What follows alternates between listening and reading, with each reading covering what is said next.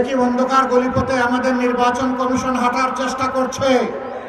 তারা নির্বাচনের দিন 400 মিটারের ভিতরে সব ধরনের রেকর্ডিং বা ক্যামেরা, মোবাইল সব কিছুকে তারা নিষিদ্ধ করতে যাচ্ছেন।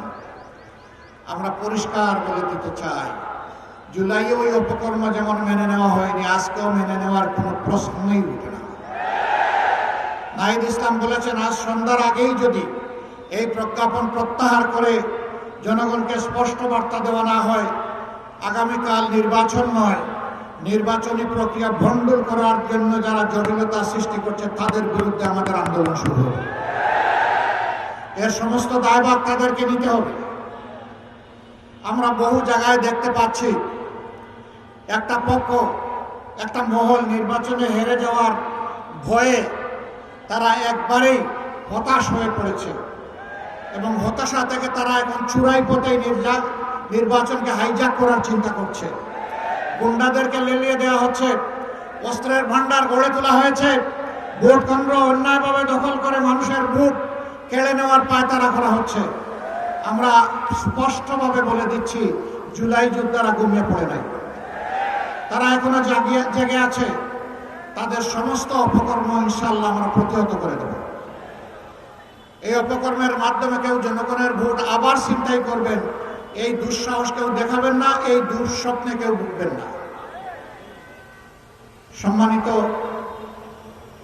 13 আসনের জনগণ, এটি একটি মর্যাদাপূর্ণ আসন, কিন্তু দুঃখের বিষয় কিছু অসৎ লোক এই এলাকাকে বিভিন্নভাবে জর্জরিত করে রেখেছে সামাজিক অপকর্ম করে।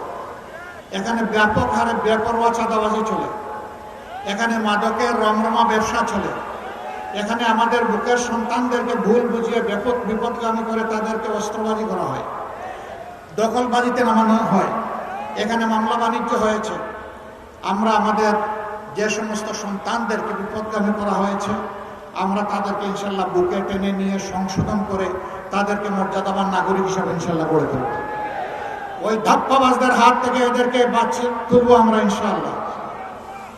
যদি আল্লাহর মেহেরবানিতে জনগণের ভোটে ভালোবাসায় আমরা আত্মবিশ্বাসী, ইনশাআল্লাহ হাও বিজয়ী হবে, ইনশাআল্লাহ 11 দলের পক্ষেই জনগণের বিজয় অর্জিত হবে।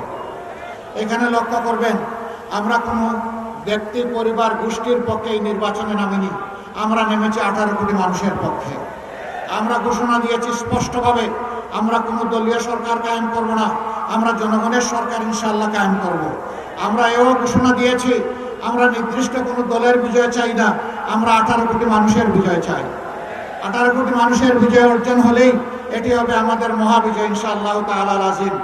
একটা পক্ষ, দল, ব্যক্তি, পরিবারের বিজয়ের জন্য পাগল করা হয়ে উঠেছে। জনগণ তাদেরকে অতীতে দেখেছে আর এখনো তাদের কার্যকলাপ দেখছে। আমরা বিশ্বাস করি বাংলাদেশের শান্তিপ্রিয় জনগণ অবশ্যই তাদেরকে সমর্থন করবে না, তারা জনগণের দ্বারা প্রত্যাখ্যাত হবে।